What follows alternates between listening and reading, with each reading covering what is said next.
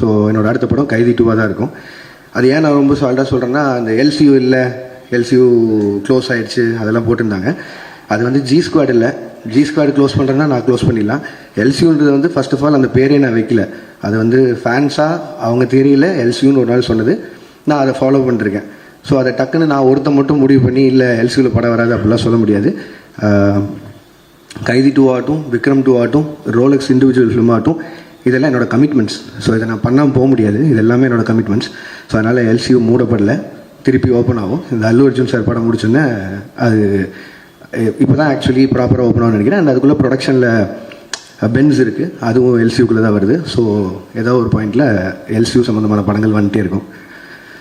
And இதுதான் மொத்த clarity. And Aamir Khan sir படத்தை பற்றியும் சொன்னாங்க. ஆமீர் கான் சாரும் நானும் ஒரு படம் பண்ணுறதா இருந்து இப்பவும் பேசிட்டு தான் இருக்கோம்.